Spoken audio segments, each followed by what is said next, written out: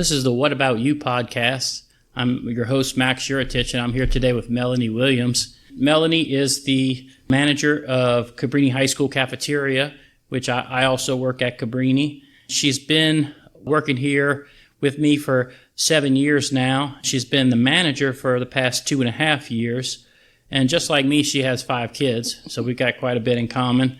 So I like to start it off with a prayer, just a thanks prayer, thanking God for the opportunity to sit down with Melony and have a discussion, and all the other beautiful gifts. Ask that we see our glasses more half full than half empty, and that's going to make us more joyous. That's going to spread around to everybody else. Let us help us to see our blessings more and more each day.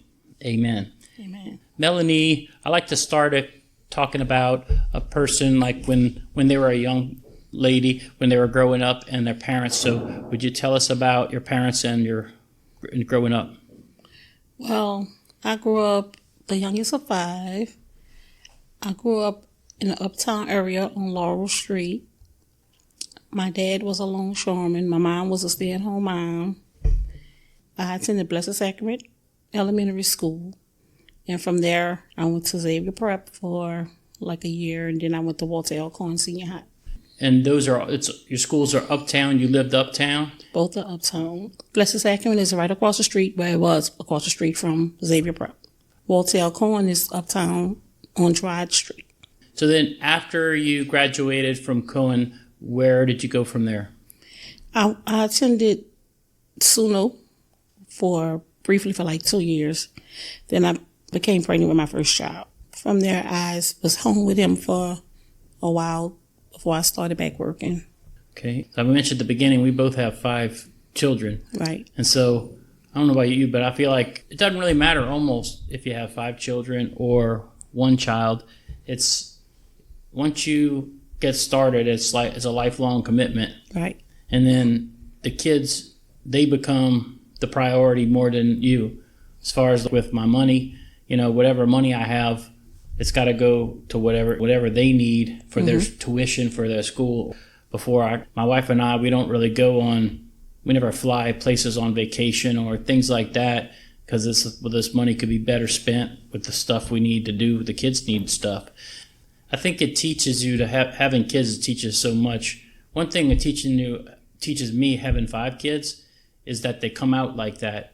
Like they all come out who they are. Right.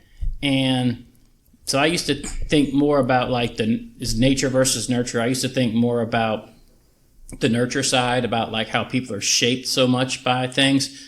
And of course that's true. But my kids from earliest age, I don't know, 1-year-old or younger, you could see the personality that they still are today. That's true. And then I find like my kids, they're either more like my wife or like myself, but they're not. They're usually more like, if they're like me, they're more like me than I am. And if they're like my wife, they're more like my wife than she is, which is strange. Does that make any sense for what I'm saying? It does. Yeah. It does. You're building your family and you're working. Could you talk about where you started working after your first child and from there, your career? Well, I started working at Ashland. It was Baptist Hospital at that time, in Uptown on Napoleon. Mm-hmm. And I worked in food service there. From there, I went into the school system. I was working for Sodexo. And when I left Sodexo, I applied for Archdiocese, and I got hired. And I've been here ever since. And you work with Miss Green for a long time. Yes, Miss Malika Green. And you still work with her, right? Yeah. She's still over. She was the manager before you here at Cabrini. Yeah. And now she has a bunch of different schools, including Cabrini, that she supervises, I guess, right? She does. Yeah, and she's a wonderful person too. She is. One time, this is about 3 years ago, we had this event for this thing we were trying to raise awareness about. And then so she and her family, they drove all the way across the lake. I spent the day with me and a bunch of other people and stuff. Yeah, I remember. Yeah, it was fun, but it was a lot of fun. So how did you get to you're working at Cabrini? Once Miss Green moved along, How did it get where you became manager? Was that automatic? Were you the number 2 in position, or was it just like a hiring kind of a thing? It was a hiring thing, but really, Miss Green really prepared me for it because they kept offering her the position. So she was like, Mel, if I take the position, I want you to take over Cabrini. So from there, she started training me. She showed me everything she knew. I caught on. And from there, I went into a MIT program, which was a manager in training.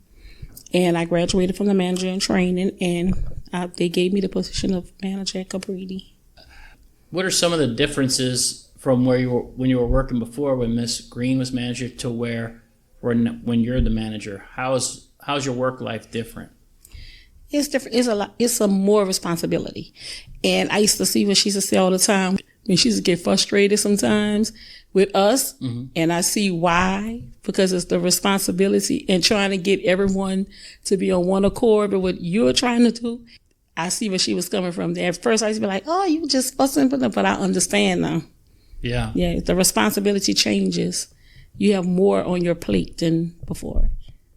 Yeah, it's almost like, I think, because you mentioned that, you were youngest of 5 children all growing up.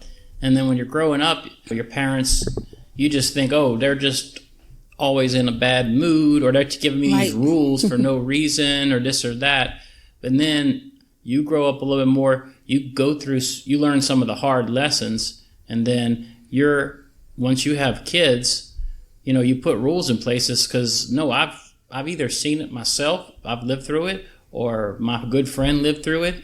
And so I'm putting these rules in place because I know, either the temptation or the hanging around with, friends or whatever it might be. That's why these rules are in place, because believe me, they might seem like I'm just making them up, but they're really important. And they for some reason, I think it's just nature of kids. When I was at that age, and you can't really understand it. You just got to take it as faith, like faith in God. They just have to accept it, even though they're not going to really understand it until maybe they grow up and have kids of their own, or they go through the hard lessons of life, right? Yeah, well, they do. I have 4 grandkids, 1 granddaughter, 3 grandsons.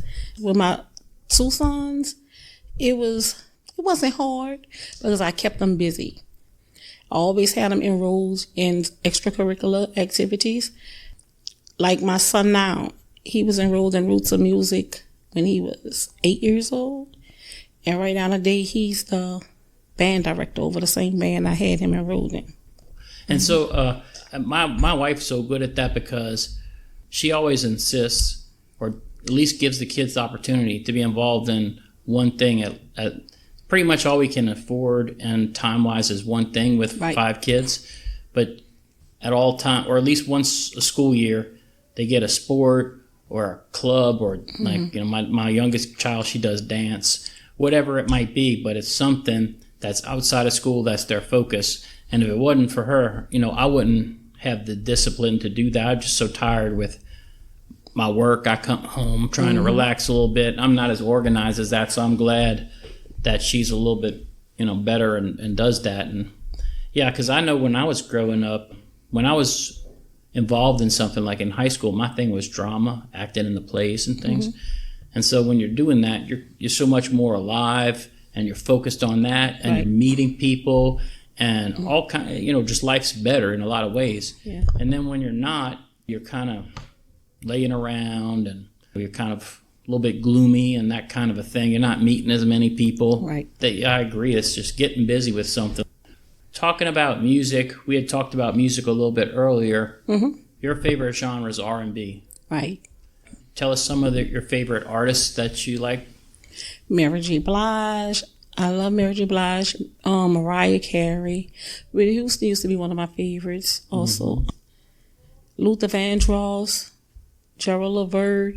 The Isley Brothers. A lot of R&B. A little bit of rap. Old way back rap though. What way back? What kind of rap way back? Like Salt and Pepper. Yeah. Push It and all that. Yeah. That and NWA. Oh yeah. Easy. They were so talented. Yeah, and Eazy-E, I mean, it wound up being a super group, even though you didn't know it. They didn't know it at the time. Right. It was a brief, kind of like a shooting star, that band. so much of like the great stuff was written by just out of high school. Mm-hmm. He proved how much it was him, because I don't think the band really did much after he left. Right. And then he goes on, he writes Friday, some other, films. He writes other good music, so it just shows like, but they also had Dre was great at like, Dr. Dre. Yeah, Dr. Dre, like emceeing and stuff like that. Then he goes on not only doing the brilliant stuff he did with NWA, he went on and did like collaborations with Snoop, Gin and Juice, and some other songs and things. He gets involved in the headset business, and he becomes, I don't know, like he's probably like a billionaire. He's got those Beats by Dre. Oh, Dr. Dre, yeah. Yeah. Mm-hmm. And then Eazy-E was he was the leader of the group. Yeah, he passed. Yeah. Passed. He got AIDS. Mm-hmm. Luckily nowadays, if a person gets HIV, you can live with it nowadays. They figured it out fine. Right. Because I remember when Magic Johnson got HIV, and based on what had happened up to that point, I was like, well, he's gonna pass away in a year or two, but he's still with us, thank God, and so I guess right with him, they figured out the right drug cocktail to put together, and now they can just do it with people. So that's a great thing, because like the younger people that might be listening, they don't know, but even people are worried about COVID. No, it was worse than COVID, and for more than 10 years that so many people were dying from AIDS and just afraid they were going to get AIDS. Right.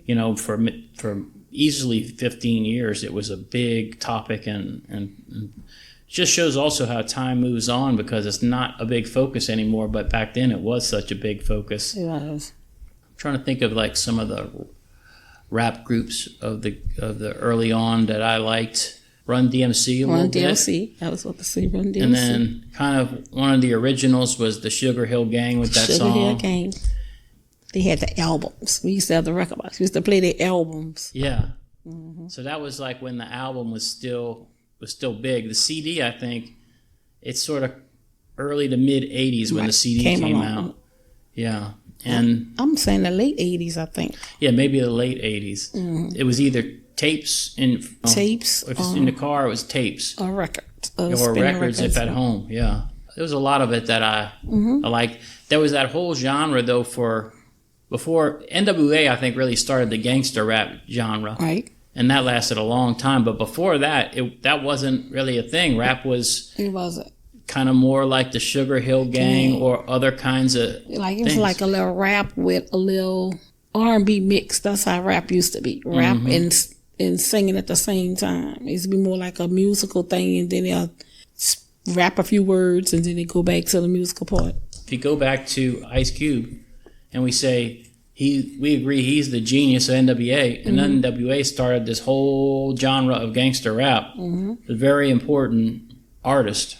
And another artist I was talking earlier with you. We're going back to like Motown time, and a guy I think another living legend that's underappreciated is Smokey Robinson. Right. He had some really good songs, like Cruisin' or Tears of a Clown and things like that.